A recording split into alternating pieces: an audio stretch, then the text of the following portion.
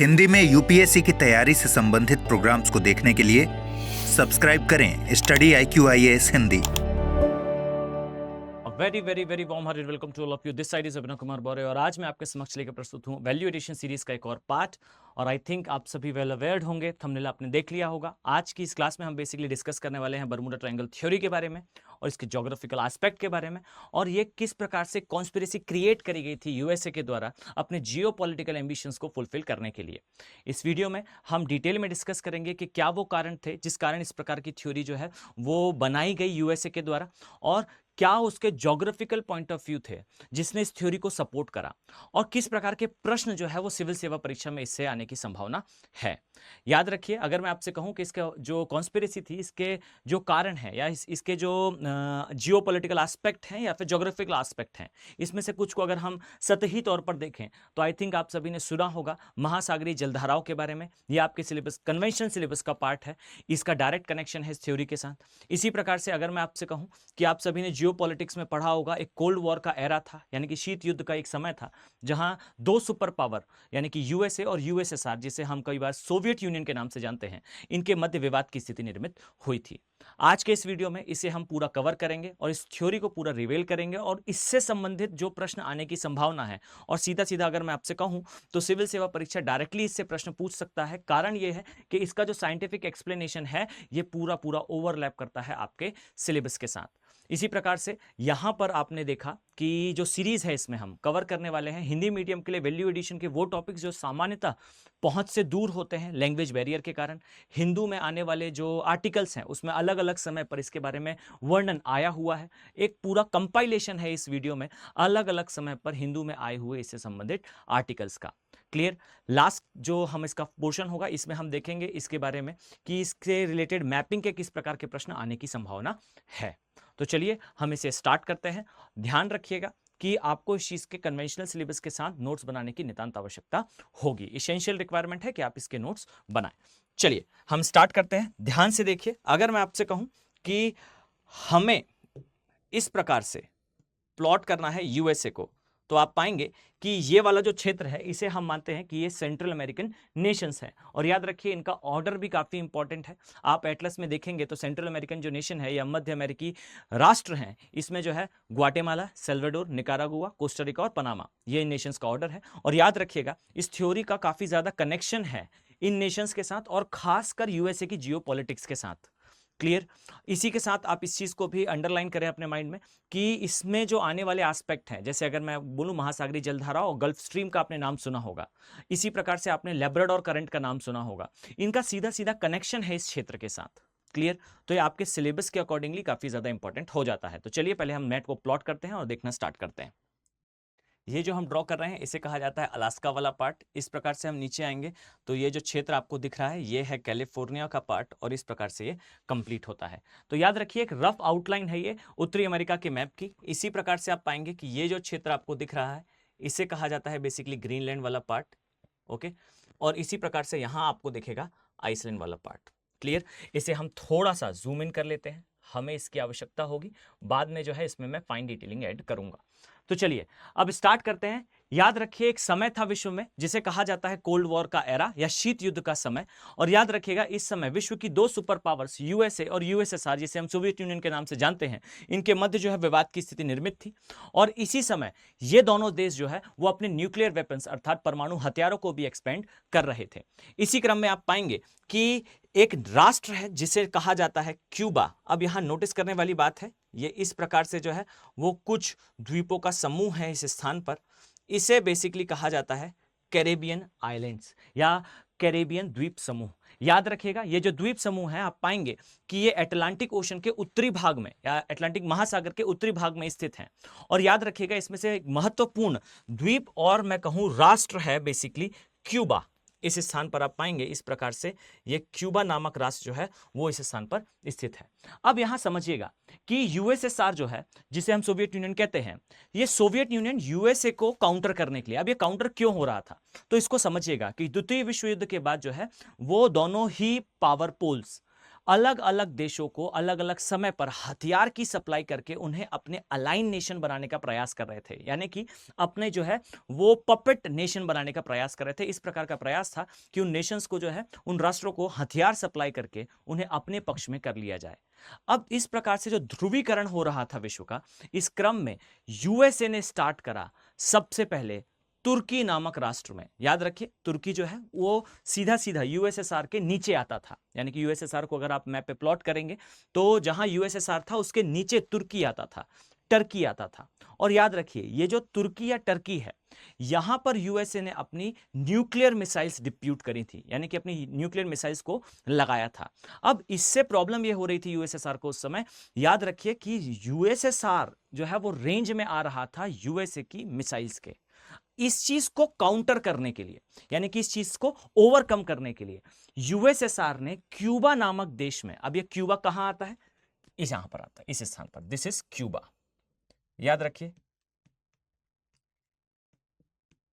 यहां पर यूएसएसआर ने जो है वो अपनी इंटरकॉन्टिनेंटल बैलिस्टिक मिसाइल्स लगाई थी। अब यहां समझिएगा कि उस समय इंटरकॉन्टिनेंटल वर्ड यूज नहीं होता था, केवल मिसाइल वर्ड या बैलिस्टिक मिसाइल वर्ड यूज होता था।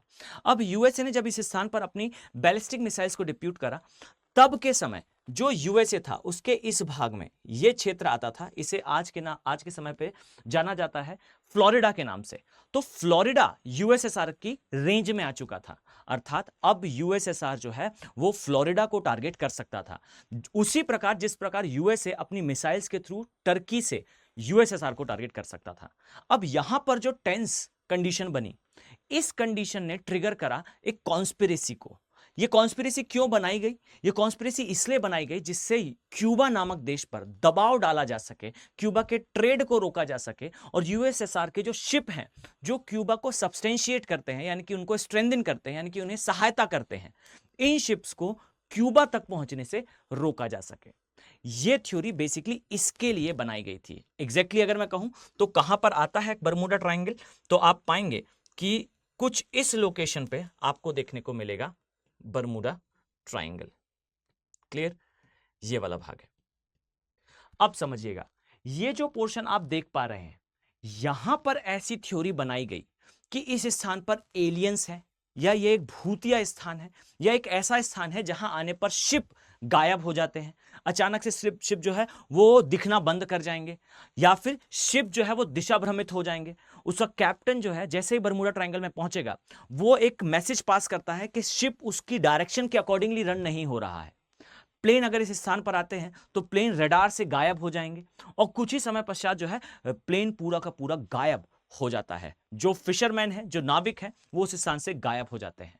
अब ये निर्मित कैसे हुआ, ये कंडीशन क्या है, तो अब इस चीज को समझते हैं। याद रखिए कि क्यूबा में यूएसएसआर की एंट्री थी, जिससे वर्ल्ड ने फेस करा क्यूबा मिसाइल क्राइसिस। यहां पे दो नेशन लड़ रहे थे, एक जो है वो यूएसए और दूसरा जो है वो यूएसएसआर था। क्लियर हुआ पॉइंट? अब समझिए इसकी ज्योग्राफी। याद रखें कि क्या कारण है कि शिप डूब जाता है, प्लेन गायब हो जाता है, सिग्नल आना बंद हो जाते हैं। तो ये सब कुछ एक साइंटिफिक चीज थी, लेकिन इसे कॉन्स्पिरेसी के फॉर्म में या इसे एक एलियन के फॉर्म में चेंज करने का कार्य जो है वो यूएसए के ज्योग्राफर्स ने करा था। याद रखिए कि यूएसए जो है वो स्मार्टली बैटलफील्ड पर उतरता है। आप समझिए इस चीज को कि यूएसए जहां पर अपनी पॉलिटिक्स प्ले नहीं कर पाता, वहां पर अपनी कंपनीज के थ्रू, अपने साइंटिस्ट के थ्रू, या अपनी पॉपुलेशन के थ्रू, अपने ट्रेड के थ्रू उसे सब्सटेंशिएट करता है, उसे ओवरकम करता है। ये इसका एक बेस्ट एग्जांपल है, जहां यूएसए ने अपने साइंटिस्ट के थ्रू या अपने पावर्स के थ्रू ये कॉन्स्पिरेसी वर्ल्ड को डिलीवर कराई कि यहां पर भूतिया प्लेस है। कैसे? तो इस चीज को आप हम समझते हैं। याद रखिए क्यूबा के बारे में कुछ मिसलेनियस इंफॉर्मेशन कि क्यूबा को जो है वो कहा जाता है विश्व का शुगर का बाउल, या मैं कहूं शक्कर का कटोरा, क्योंकि क्यूबा जो है वो काफी फेमस है अपने शुगर अर्थात शक्कर के उत्पादन के लिए। इसी प्रकार याद रखिएगा क्यूबा जो है वो अपने सिगार के लिए भी काफी फेमस है। आपको क्यूबा में जो है वो सिगार म्यूजियम भी मिलेगा, और ये भी याद रखिएगा कि भारत से भी यहां पर सिगार भेजी गई थी, जिसे हम इंडिया में कहते हैं इंडियन इंडिजिनस सिगार या बीड़ी, BIDI बीड़ी। क्लियर? अब यहां पर सिगार म्यूजियम है, और हिटलर भी जो है क्यूबियन सिगार कंज्यूम करता था, तो ये एक एस्पेक्ट है। इसके अलावा आपको यहां पर एक और देश देखने को मिलेगा, इसे कहा जाता है बहामास, बहामास के अलावा आपको यहाँ पर जो है वो जमाइका देखने को मिलेगा। ये राष्ट्र, ये देश जो है वो टोबैको अर्थात तंबाकू के उत्पादन के लिए काफी ज्यादा प्रसिद्ध हैं। और ये भी याद रखिए कि यहाँ पर जो राष्ट्र है वहां बेस्ट क्वालिटी टोबैको मिलता है, क्योंकि इस टोबैको में मॉइस्चर अर्थात नमी का कंटेंट काफी कम होता है। क्लियर है? अब हम अपने टॉपिक पर वापस आते हैं। याद रखिए ये जो क्यूबा वाला भाग है इसमें आपको इस प्रकार से यहां पर ध्यान से देखिएगा, इस स्थान पर आपको देखने को मिलेगा एक सागर जिसे कहा जाता है कैरेबियन सागर। और याद रखिए ये जो द्वीप है इन्हें भी कैरेबियन द्वीप कहा जाता है। और ये भी याद रखिएगा जिसे आप वेस्ट इंडीज के नाम से जानते हैं, जिस क्रिकेट टीम को आप वेस्ट इंडीज के नाम से जानते हैं, वो वास्तविकता में इन्हीं नेशंस के ग्रुप से बनाई गई टीम है। क्लियर? अब यहां जो अंदर आपको भाग देखने को मिल रहा है इसे याद रखिएगा, इसे कहा जाता है गल्फ ऑफ मैक्सिको या मैक्सिको की खाड़ी। क्लियर? तो इस स्थान पर आपको मैक्सिको की खाड़ी दिखेगी, यहां पर आपको जो है वो कैरेबियन सी दिखेगा या कैरेबियन सागर दिखेगा। पॉइंट क्लियर है? अब आ जाते हैं हमारे पार्ट पे। याद रखिए अगर आपने कन्वेंशनल सिलेबस में पढ़ा हो तो आई थिंक आप सभी को याद होगा। याद रखिए इस स्थान से जो है एक जलधारा निकलती है। जस्ट अ सेकेंड, मैं इसे क्लीन कर दूं, जस्ट अ फ्यू सेकेंड्स। याद रखिए इस स्थान से जो है एक जलधारा निकलती है, और इस जलधारा को किस नाम से जाना जाता है? तो याद रखिएगा इसे कहा जाता है गल्फ, इसे गल्फ स्ट्रीम के नाम से जाना जाता है। और याद रखिए गल्फ स्ट्रीम जो है वो कैरेबियन द्वीप समूह के बाजू से निकलती है। और यह भी याद रखिएगा कि इस गल्फ स्ट्रीम की एक शाखा, एक ब्रांच इन द्वीपों से टकराकर जो है इस प्रकार से इस स्थान पे प्रवेश करती है। और इसी प्रकार से ये धारा जो है इस स्थान पर भी प्रवेश करती है। और यहां से इस थ्योरी को हम समझना स्टार्ट करते हैं। याद रखिएगा कि गल्फ स्ट्रीम की वो धारा जो मैक्सिको की खाड़ी में प्रवेश करती है, इसे मैक्सिको की गर्म जलधारा के नाम से जाना जाता है। और याद रखिए कि इस स्थान पर इस प्रकार से जलधारा जो है वो गोल गोल घूमना प्रारंभ करती है। कारण क्या है कि यहां की जो कोस्ट लाइन है या तट रेखा है वो इसी शेप की है, इसी आकार की है। इसी कारण जो है ये जलधारा इस प्रकार से रोटेट करना प्रारंभ करती है। अब यहां ध्यान देने योग्य बात है, याद रखिएगा कि जब ये जलधारा इस स्थान पर तथा इस स्थान पर कुछ इस प्रकार से गोल गोल घूमेगी तो यहां नोटिस करने वाली बात है, यहां निर्माण होगा एक गायर का। याद रखिए आपने अपने सिलेबस में पढ़ रखा है कि महासागरीय जलधाराओं का वो फ्रिक्शन या वो भाग जो किसी तटरेखा के आसपास गोल गोल घूमना प्रारंभ कर दे उसे ओशनिक गायर या महासागरों या सागरों के अंदर मिलने वाला गायर के नाम से जाना जाता है। कई बार इसे गायर या गेयर भी कहा जाता है। क्लियर? और ये हिंदी में ही है, आपको इसी प्रकार से इसे याद करना होगा। अब याद रखिए ये जो ओशनिक गायर है या सागरीय गायर है, ये इस प्रकार से जब रोटेट करता है तो जब कभी कोई शिप यहां प्रवेश करेगा तो याद रखिए वो शिप जो है जिस दिशा में जाना चाहेगा उसकी बजाय इस सागर की धारा के कारण वो उस स्थान पर गोल गोल घूमना प्रारंभ कर देगा, जिससे शिप का जो पायलट है या कैप्टन है उसे फील होना स्टार्ट होगा कि कोई फोर्स जो है वो शिप को गोल गोल घुमा रहा है। अब अगर इसका साइंटिफिक एक्सप्लेनेशन यूएसए के ज्योग्राफर्स ने पहले ही प्रोवाइड कर दिया होता कि इस स्थान पर जो है वो गायर का निर्माण है, तो आपके कैप्टन को बिल्कुल इस प्रकार के भ्रम नहीं होते कि शिप कहीं दिशा भ्रमित हो रहा है। इवन ये गायर अलग अलग स्थान पर बनते भी हैं और इनको डील करना कैप्टन को या पायलट को बेहतर तरीके से आता भी है, परंतु ये तब होगा जब कैप्टन या पायलट को इस बारे में पहले से पता हो। अब जब यूएसए ने ये इंफॉर्मेशन हाइड करी कि इस स्थान पर जो है ओशनिक गायर्स का निर्माण होता है, तब की कंडीशन में कॉन्स्पिरेसी बनना स्टार्ट होती है। तो पहली चीज, क्यों यहां पर इस स्थान पर शिप जो है डिफ्लेक्ट होते हैं, उसका कारण है ओशनिक गायर्स। इसी प्रकार से आप पाएंगे कि यहां पर जो ऊपर वाला भाग है जहां एग्जैक्टली आपको बर्मुडा ट्रायंगल दिखता है, ये ओशनिक गायर जो है वो आगे तक जाते हैं और बाहर भी निकलते हैं और पानी जो है वो गोल गोल घूमता रहता है। अब यहां ध्यान से देखिए, ये जो स्थान आपको दिख रहा है एटलस में जब आप देखेंगे तो इसे एक सागर के नाम से जो है वो प्लॉट करा गया है। अगर आपने एटलस में देखा होगा तो उस स्थान पर एक मार्किंग है जिसे कहा जाता है सारगोस सागर या सारगैसो सागर। क्लियर? अब यहां समझिएगा कि जो सारगैसो है ये नाम कहां से आया है। ये नाम वास्तविकता में आया एक वनस्पति से। अब समझिए ये वनस्पति जो है वो सागर के तल के आसपास या तटीय क्षेत्र के आसपास पानी के अंदर ग्रो होती है। ये एक सी ग्रास है, समुद्री घास है, और ये घास उगते उगते जो है वो सतह तक आ जाती है, काफी लंबी घास होती है। अब तटीय क्षेत्र से होते हुए जब ये आगे तक बढ़ती है और सागरी सतह तक आ जाती है, तब होता यह है कि जो शिप है उसके प्रोपेलर में, यानी कि वो इंजन का पार्ट जो रोटेट करते हुए शिप को आगे बढ़ाता है, उसमें ये घास फंस जाती है। और जब भी ये घास फंसती है, तब के समय जो कैप्टन होता है वो शिप की स्पीड बढ़ाता है, या फिर जो प्रोपेलर है उसे बाहर निकालने के लिए जब कभी वो स्पीड बढ़ाएगा तो ये घास उसके साथ उलझती जाएगी, और उलझने पर जो है वो कैप्टन को ऐसा फील होगा कि कोई जीव या कोई ऐसी चीज जो सागर के अंदर है वो शिप को पकड़ के अंदर की तरफ खींच रही है। वो अंदर की तरफ नहीं खींच रही है, बस वास्तविकता में प्रोपेलर घूम रहा है, तो वो घास में उलझने के कारण शिप को नीचे की तरफ बढ़ा रहा है। अब शिप दिशा भ्रमित भी है, साथ में शिप अचानक से पानी के अंदर जाने का भी प्रयास कर रहा है, और कैप्टन से यहां मिस्टेक में जो है प्रोपेलर की स्पीड बढ़ाते जाते हैं, जिससे प्रोपेलर और भी ज्यादा फंसता जाता है उस जाल के अंदर, और इस प्रकार से अंततः जो है शिप डूब जाता है।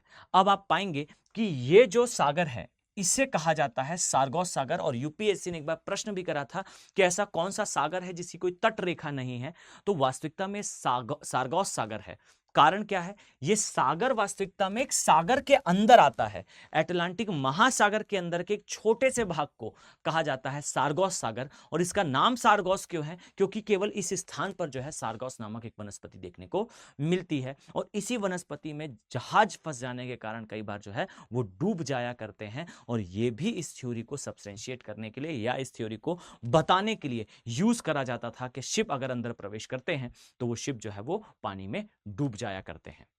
पॉइंट क्लियर है? यानी कि शिप क्यों दिशा भ्रमित हो रहा है या फिर शिप क्यों पानी के अंदर जा रहा है, इसका साइंटिफिक एक्सप्लेनेशन है इस स्थान पर सारगोस सी का उपस्थित होना।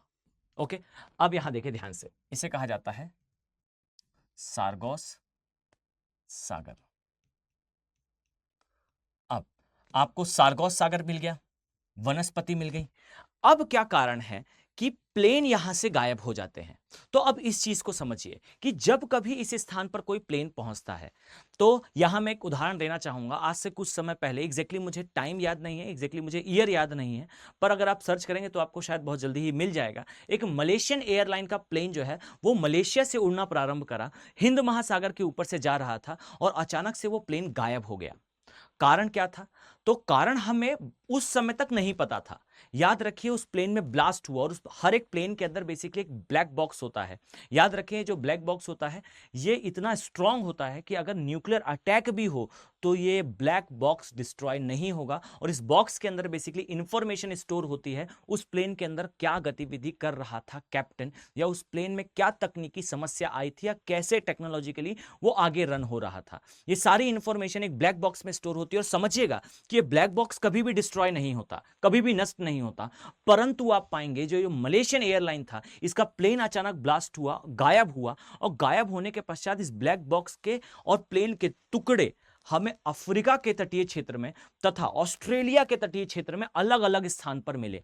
अब इस प्रकार से इतना बड़ा ब्लास्ट प्लेन का कैसे हुआ? तो यथार्थता ये थी, रियलिटी ये थी, इसे इस प्रकार से कोट करा गया कि एलियंस ने इसे उड़ा दिया है या ब्लास्ट कर दिया है, बट रियलिटी ये थी कि जो मलेशियन एयरलाइन का प्लेन था ये उस समय कपासी वर्षा मेघ या क्यूमुलोनिम्बस क्लाउड के अंदर गलती से प्रवेश कर गया था, और ये क्लाउड रडार में नहीं आया था। याद रखिए क्लाउड रडार में आते भी नहीं है, परंतु जिस मौसम में यह घटना होती है, जिस समय क्लाउड बनते हैं, उस समय पायलट्स को यह इंफॉर्मेशन होती है कि हमें एक सिग्निफिकेंट हाइट पर चलाना है, जिससे प्लेन जो है वो किसी क्लाउड या किसी मेघ से ना टकराए। परंतु किसी कारणवश, किसी तकनीकी समस्या के कारण वो प्लेन जो है वो प्रवेश कर गया एक कपासी वर्षा मेघ में, और उस मेघ के कारण जो है इसमें ब्लास्ट हुआ। और याद रखिए एक कपासी वर्षा मेघ जो है वो 10 से 50 गुना और कई बार 100 गुना तक ज्यादा स्ट्रांग हो सकता है उन बॉम्ब से जिससे गिराया था यूएसए ने, कहां? जापान में, जिसे कहा जाता है little man on fat boy, Hiroshima और नागासाकी में। याद रखिए इतने ज्यादा स्ट्रांग होते हैं ये बॉम्ब्स, इतने ज्यादा स्ट्रांग होते हैं ये क्लाउड्स।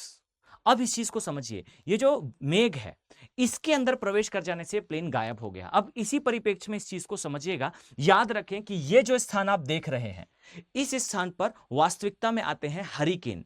क्या होते हैं हरिकेन? ये उष्णकटिबंधीय चक्रवात हैं या ट्रॉपिकल साइक्लोन्स हैं, इनका फॉर्मेशन इस प्लेस पे होता है। और याद रखिए एक साइक्लोन के अंदर या एक चक्रवात के अंदर, एक हरिकेन के अंदर आपको कई हजार की संख्या में कई बार देखने को मिल सकते हैं कपासी वर्षा मेघ, या फिर इसके आसपास बहुत सारे मेघों का निर्माण होता है। और ये जो हरिकेन जब बनता है तो याद रखिए, इसके अगर आसपास भी कोई प्लेन पहुंचा तो वो प्लेन जो है वो गायब हो जाएगा, नष्ट हो जाएगा, डिस्ट्रॉय हो जाएगा।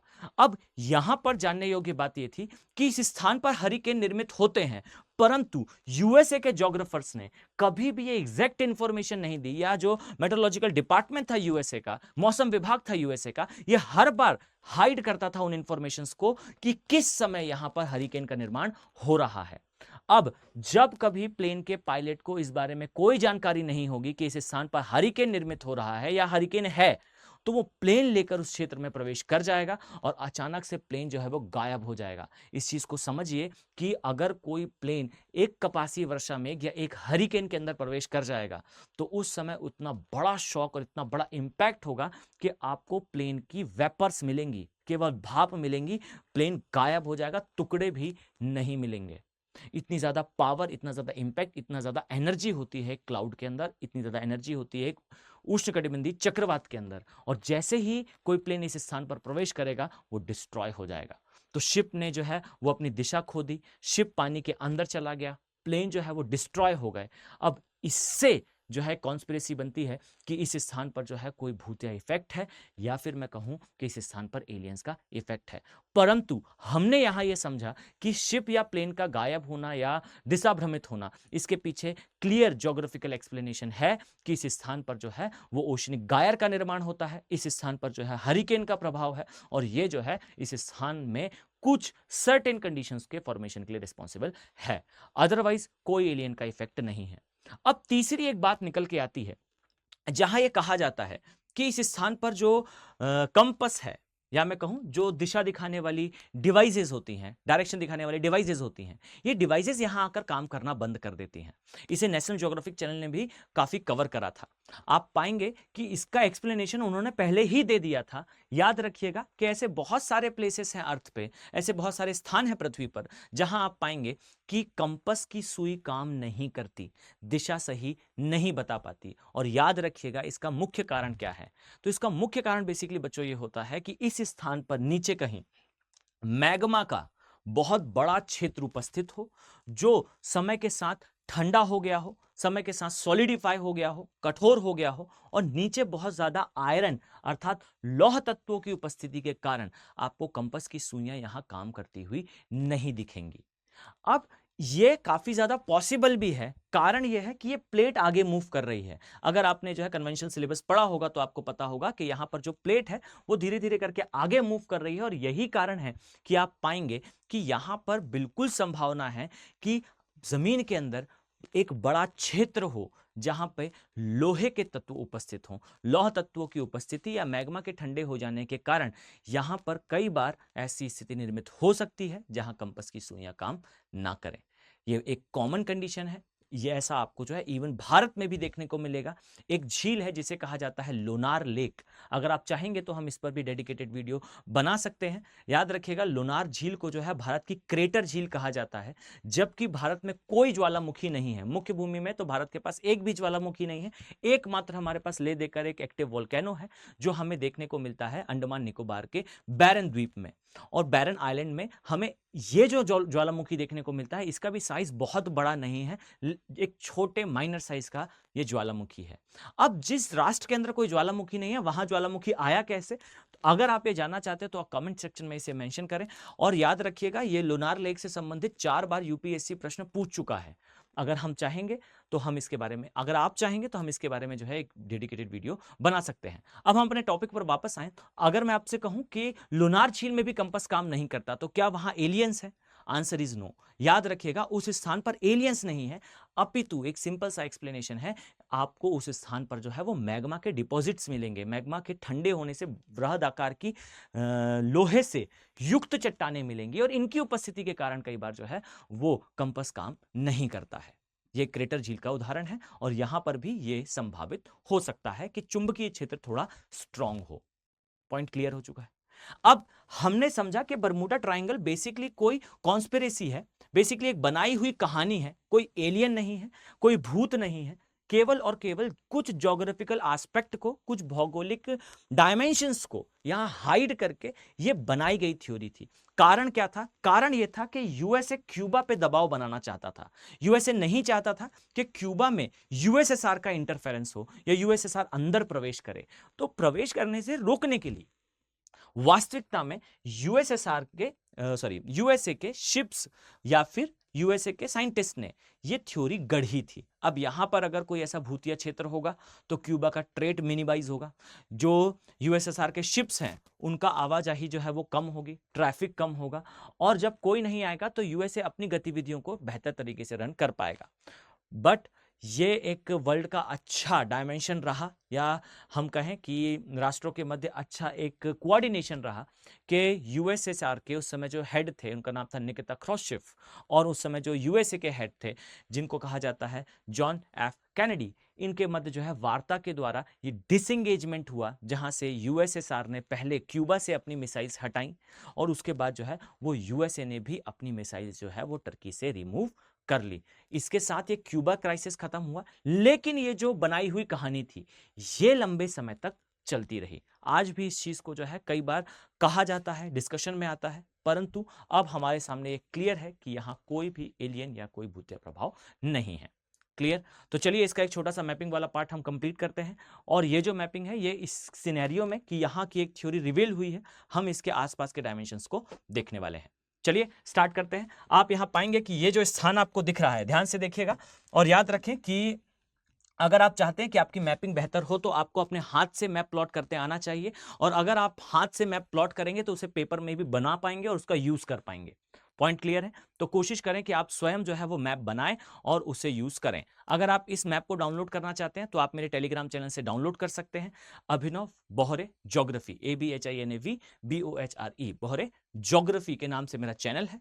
आप उस चैनल को ज्वाइन करें। मैं जो भी लेक्चर लूंगा उसकी पीडीएफ उसमें अपलोड होंगी, जो भी मैपिंग यहाँ यूज होगी या जो मैं प्लॉट करूंगा आप उसे उस स्थान से डाउनलोड कर सकते हैं। परंतु डाउनलोड करने के बाद भी आपको इसेंशियल होगा आप अपने हाथ से इस चीज को प्लॉट करें, परंतु पीडीएफ होगी तो आप आराम से उस चीज को देखकर बेहतर तरीके से प्लॉट कर पाएंगे। तो चलिए हम स्टार्ट करते हैं। अब यहां ध्यान से देखिएगा, याद रखें ये जो स्थान है ये स्थान कौन सा है, तो मैं यहां पर अगर इसकी मार्किंग करूं तो बच्चों इसे कहा जाता है मैक्सिको की खाड़ी। ओके, इसी प्रकार से आप पाएंगे यहां जो स्थान है इसे बेसिकली कहा जाता है कैरेबियन सागर। स्थान कम है इसलिए मैं यहां पर इसे मेंशन नहीं कर रहा हूं, यहां मैं इसे लिख देता हूं, इसे कहा जाता है कैरेबियन सागर। और यह भी याद रखिएगा जो कोलंबस था वो इसी स्थान पर पहुंचा था और उसे ऐसा महसूस हुआ था कि वो प्रवेश कर चुका है इंडिया में, इसलिए कैरेबियन सागर के आसपास के द्वीपों से और आगे के तटीय क्षेत्र से उसने जो है वो कुछ लोगों को पकड़ा जिसे रेड इंडियन के नाम से जाना जाता है। इसके बाद अमेरिको वेस्पुची ने जो है बताया कि एक नया भूभाग है और इस कारण कहा जाता है कि अमेरिका की डिस्कवरी जो है अमेरिको वेस्पुची ने करी थी। चलिए अब हम आगे बढ़ते हैं। याद रखिए यहां पर एक जल संधि आपको देखने को मिलेगी और यह जल संधि काफी ज्यादा इंपॉर्टेंट है, इसीलिए भी क्योंकि ये दोनों क्षेत्रों को कनेक्ट करती है। इसे यूकेंटिया की जल संधि के नाम से जाना जाता है। आप इसे मार्क कर सकते हैं अपने एटलस पे। क्लियर? यानी कि यूकेंटिया की जो जल संधि है ये मैक्सिको की खाड़ी तथा कैरेबियन सागर इन्हें कनेक्ट करती है। इसी प्रकार से आप पाएंगे कि यहां से एक जल संधि है जिसे जो है फ्लोरिडा की जल संधि के नाम से जाना जाता है। और याद रखिए ये फ्लोरिडा की जल संधि है, ये कैरेबियन सागर साथ में मैक्सिको की खाड़ी को कनेक्ट करती है सार्गोस सागर से। और ये भी याद रखिएगा जो सार्गोस सागर है ये भाग है किसका? अटलांटिक महासागर का। तो अटलांटिक महासागर कह लें, सार्गोस सागर कह लें, उसे कनेक्ट करती है फ्लोरिडा की जल संधि। क्लियर है? चलिए अब यहां थोड़ा सा हम इसे जूम इन करते हैं, जस्ट अ सेकेंड। ये इस प्रकार से आई थिंक आपके लिए अभी भी रीडेबल होगा। याद रखें ये वाला जो भाग है ध्यान से देखिएगा, इस भाग को कहा जाता है ग्रीनलैंड। और ये जो ग्रीनलैंड वाला भाग है याद रखिएगा इस स्थान पर आपको एक सागर देखने को मिलेगा। सागर तो नहीं परंतु एक जल संधि काफी इंपॉर्टेंट है। इस जल संधि को जो है वो डेविस जल संधि या डेविस जल संधि के नाम से जाना जाता है। क्लियर? तो इस स्थान पर आपको एक जल संधि मिलेगी, जस्ट अ सेकेंड। इस प्रकार से आप देखें इसे डेविस जल संधि के नाम से जाना जाता है। क्लियर? ये अलग करती है ग्रीनलैंड को कनाडा से। फाइन। अब यहां आपको जो है वो एक खाड़ी देखने को मिलेगी, एक बे देखने को मिलेगी जिसे कहा जाता है हडसन बे या हडसन की खाड़ी। क्लियर। और याद रखिएगा ये जो हडसन बे है, यहां पे हडसन नदी जो है अपना जल विसर्जित करती है। इसी प्रकार से आप पाएंगे यहां ऊपर वाले भाग में, जस्ट अ सेकेंड ध्यान से देखें, ये वाला जो भाग आपको देखने को मिल रहा है, ये भाग कहा जाता है बफिन आइलैंड्स या बफिन द्वीप। इसी कारण यहां सामने की खाड़ी को जो है वो बफिन की खाड़ी कही जाती है। क्लियर। ये कनाडा का भाग है। और इसी प्रकार से आपको नीचे वाले भाग में, यहां अगर आप नीचे देखें तो यहां पर आपको जो है वो देखने को मिलेगा लैब्राडोर का पेनिनसुला या लैब्राडोर का प्रायद्वीप। और ये भी याद रखिएगा जो लैब्राडोर का प्रायद्वीप है ये काफी ज्यादा इंपॉर्टेंट है। कारण क्या है? तो कारण बस इतना सा है, यहां आपको देखने को मिलेगा इस प्रकार से एक ठंडी जलधारा आती है, जस्ट अ सेकेंड, एक ठंडी जलधारा आती है जिसे कहा जाता है लैब्राडोर करंट, लैब्राडोर जलधारा। और याद रखिए ये जलधारा जो है काफी ज्यादा ठंडी होती है और ये जलधारा होते हुए आती है और इस गर्म जलधारा के साथ मिलती है। और याद रखिएगा जिस भी स्थान पर गर्म और ठंडी जलधाराएं आपस में मिलेंगी उस स्थान पर फिशरी हॉटस्पॉट होगा, अर्थात वहां पे ज्यादा से ज्यादा मछलियां मिलेंगी, मछुआरे उन्हें पकड़ने को जाएंगे। और आप पाएंगे कि यही कारण रहा कि एक जलधारा से चलते हुए आया एक टाइटैनिक और टकरा गया लैब्राडोर करंट से आते हुए एक आइसबर्ग के साथ। क्लियर। तो एक पूरी थ्योरी है, ये ज्योग्राफिकल एक्सप्लेनेशन है बेसिकली टाइटैनिक का। क्लियर। हम किसी वीडियो में इसे भी कवर कर सकते हैं। अब यहां ध्यान से देखिए ये जो स्ट्रेट आपको दिख रहा है, याद रखिएगा यानी कि बे ऑफ हडसन को डेविस के साथ कनेक्ट करने या फिर बे ऑफ हडसन को कनेक्ट करता है अटलांटिक के साथ एक जल संधि। और ये याद रखिएगा इस जल संधि को जो है वो बे ऑफ हडसन जल संधि के नाम से ही जाना जाता है। शायद ये मार्किंग आपको एटलस में ना दिखे पर इसे अपने माइंड में क्लियर रखिएगा। क्लियर। चलिए हम आगे बढ़ते हैं। चलिए अब यहां ध्यान से देखिए, याद रखिएगा कि इस स्थान पर उत्तरी अमेरिका में यहां से स्टार्ट होती है एक पर्वत श्रेणी। क्लियर। आई थिंक आप सभी ने इसका नाम पहले कभी ना कभी सुना होगा। इसे बेसिकली कहा जाता है रॉकीज पर्वत श्रेणी। क्लियर। ये इस प्रकार से चलते हुए जो है वो नीचे तक आती है या रॉकीज का कॉरिडोर भी कहा जाता है। ये एक नवीन वलित पर्वत अर्थात यंग फोल्डेड माउंटेन का उदाहरण है। और ये भी याद रखिएगा ये जो नवीन वलित पर्वत है यहाँ पे बहुत सारी रेंजेस हैं। जिस प्रकार से आपको हिमालय वाले क्षेत्र में देखने को मिलता है कि हिमालय में हमें ग्रेटर अर्थात वृहद हिमालय, लघु हिमालय, शिवालिक वाला भाग या ट्रांस हिमालय देखने को मिलता है, काराकोरम देखने को मिला, लद्दाख, पीर पंजाल, जास्कर, इस प्रकार की रेंजेस देखने को मिलती हैं। इसी प्रकार की समानांतर श्रेणियां आपको जो है रॉकीज के केस में भी देखने को मिलेंगी। अब यहां याद रखने योग्य बात है, जस्ट अ सेकेंड, याद रखिए ये वाला जो ऊपर वाला भाग है इसे कहा जाता है अलास्का। इसी प्रकार से आप नीचे आते जाएंगे तो आपको अदर रेंजेस भी मिलेंगी। इस स्थान पर अलास्का के नीचे कोस्टल रेंज है, कोस्टल रेंज। इसी प्रकार से नीचे आएंगे तो यहां आपको जो है वो एक और रेंज मिलेगी जिसे कहा जाता है कैस्केड रेंज। और इसी प्रकार से यहां नीचे आएंगे तब आपको यहां दो रेंजेस देखने को मिलेंगी। अब याद रखिए ये जो नाम है ये काफी इंपॉर्टेंट है, इसे कहा जाता है सियारा माद्रे ऑक्सीडेंटल तथा सियारा माद्रे ओरिएंटल। ये मैक्सिको में आती है, ये काफी ज्यादा इंपॉर्टेंट है। अब इसी प्रकार से आप पाएंगे कि ये जो क्षेत्र है यहां पर, जस्ट अ सेकेंड, मैं इसे थोड़ा सा जो है वो डार्कली लिख दूं। ऊपर वाले भाग को कहा जाता है अलास्का। अब याद रखिए ये जो बचा हुआ भाग है यहां पर सियारा माद्रे ऑक्सीडेंटल और ओरिएंटल आता है। इसमें बीच में इस क्षेत्र में आपको एक मरुस्थल भी देखने को मिलेगा। याद रखिएगा ये मरुस्थल जो है वो कैलिफोर्निया का मरुस्थल है और ये मरुस्थल का निर्माण जो है वो कैलिफोर्निया नामक एक ठंडी जलधारा के इस स्थान पर आने से होता है। क्लियर। और यहां पर आपको सियारा नवेदा नाम से भी एक मरुस्थल देखने को मिलेगा, वहां पर एक रेंज भी है, आप उसे भी मार्क कर सकते हैं। इसी प्रकार से आप पाएंगे ये जो बचा हुआ भाग है यहां आपको ऊपर वाले क्षेत्र में ये जो भाग दिख रहा है इसे कहा जाता है कैनेडियन शील्ड। ये विश्व की दूसरी सबसे पुरानी है और विश्व की सबसे पुरानी जो शील्ड है उसी में आप रहते हैं। यह है प्रायद्वीपीय भारत की शील्ड या प्लेट। इसी प्रकार से आप पाएंगे ये जो स्थान है यहां आपको ग्रेट लेक्स ऑफ यूएसए देखने को मिलेंगी, यानी कि विश्व की कुछ सबसे बड़ी ताजे पानी की झील। इसमें आता है superior, Michigan, Huron, Ontario, eri. याद रखिए यूएसए और कनाडा की सीमा बनाती हैं।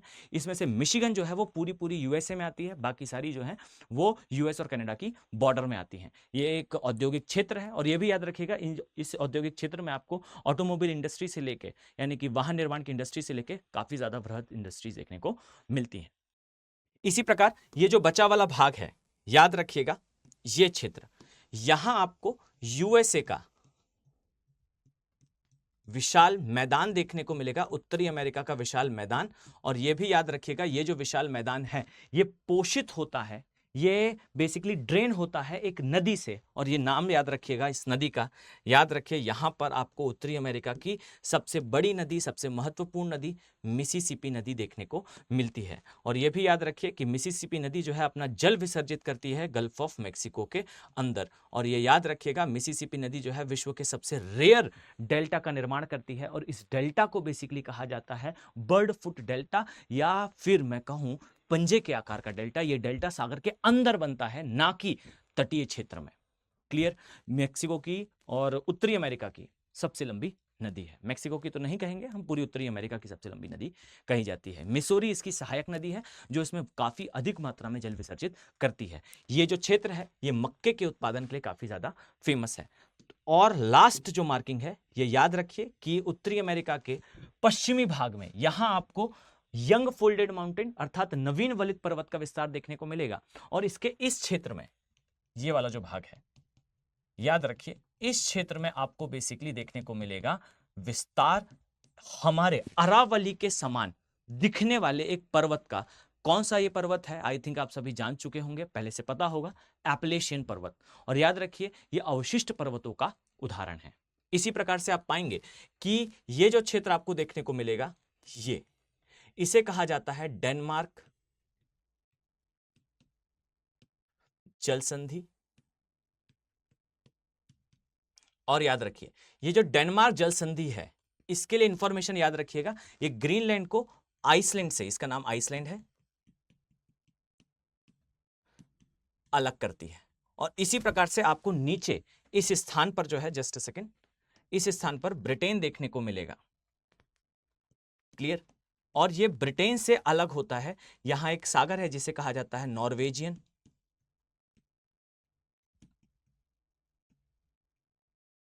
सागर, इससे ये अलग होता है। क्लियर? और ब्रिटेन जो है वो मुख्य भूमि यूरोप की, इससे सेपरेट होता है इंग्लिश चैनल से। तो ये इसके आसपास का जो है एक छोटी सी मैपिंग है। इसके पश्चात जो है आपको नीचे यहां पर लैटिन अमेरिका देखने को मिलेगा। तो इस प्रकार से ये आसपास की मैपिंग का छोटा सा पोर्शन कंप्लीट होता है। We'll continue in next class. I hope आप लोग इसे एंजॉय कर रहे होंगे। Thank you, have a nice day. Hindi में यूपीएससी की तैयारी से संबंधित प्रोग्राम्स को देखने के लिए सब्सक्राइब करें स्टडी IQ IAS हिंदी।